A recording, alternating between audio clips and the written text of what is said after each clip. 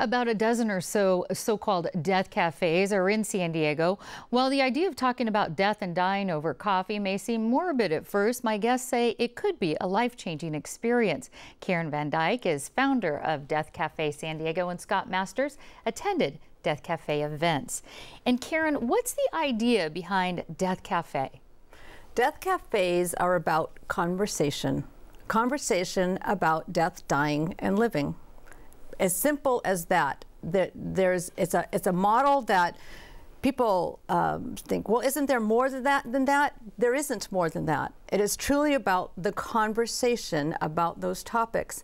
And the conversation about those topics, what it does is it helps people to get used to it. When I have someone that comes up to me and says, I'm scared to death of death, and I have had that, you know that they're the perfect person to be at the Death Cafe, because at the end of that Death Cafe, they are smiling, they are laughing and saying, I'll be headed back. So it's simple. It's a simple model. So you're saying laughing. These aren't necessarily somber events. Kind of walk us through the mood and the setting. Yeah, it's, in my experience, after almost 2 years of doing this, it's never been somber. It's within 15 minutes of folks starting to sit down and me telling them about the background and the history and what's going to unfold. You start the conversation and the voices just start to rise at really peak levels. This is why we have to take the smaller groups and put them around so that you can hear. People are engaging, they're laughing, they're enjoying the tea and cake, they're exchanging information. It's a beautiful thing. In Scott, you've attended a few of these. What got you interested? Well, I've had a lot of fear around this topic. I've known a lot of people to die and never felt they were really prepared for that. And so my own desire to prepare and learn. Just a whole lot of learning happens in these death cafes. What was it like for you? What's it like for somebody? These aren't brick and mortar cafes, right? These are different events that pop up and you go to it and kind of meet up at them. So what was it like for you to sit down with strangers and say, all right, we're going to talk about this very intimate thing? Surprisingly very comfortable, and the topics that came up were pertinent, and there was just a lot of connection, and for me, I'm gaining courage by going, discovering and learning about myself. It's been a fascinating, so far, it's never boring, never boring. Mm-hmm.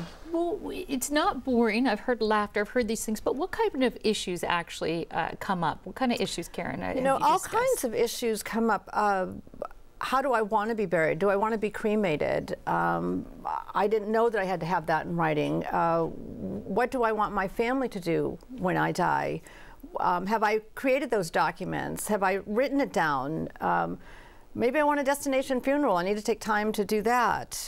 There's a lot of no holes barred. We have no agenda. Whoever wants to bring up a topic brings it up, and the group just discusses it. What's a destination? Excuse me. Explain that one to me. You know, what's happening, just like there are many destination weddings, there is a business that is evolving, and it's destination funerals. People going to, as an example, my aunt, I asked her, I said, where do you want to be buried?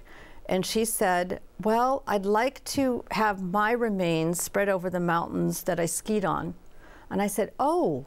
I said, in Prague.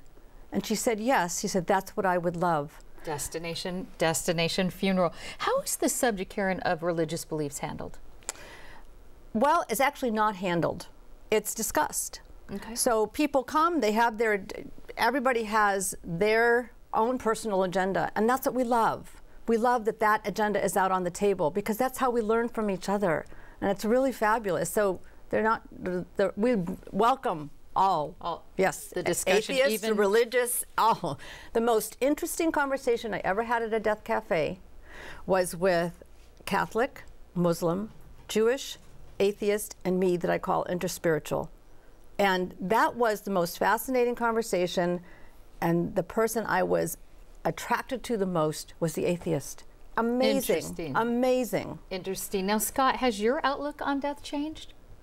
It has. I would say I feel more courage around it and more lighter about it and not so anxious, and knowing that I'm just there to prepare myself and learn about how other people are preparing.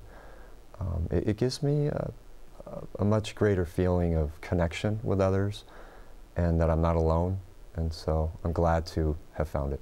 All right, Scott Masters and Karen Van Dyke, thank you so much. And I want to let folks know that the next local Death Cafe events are this Saturday at 1 p.m. at the Pacific Beach Earl and Bertie Taylor Library and at 2 p.m. at the Metropolitan Community Church in Clairemont. Events are free and open to the public. More details at kpbs.org.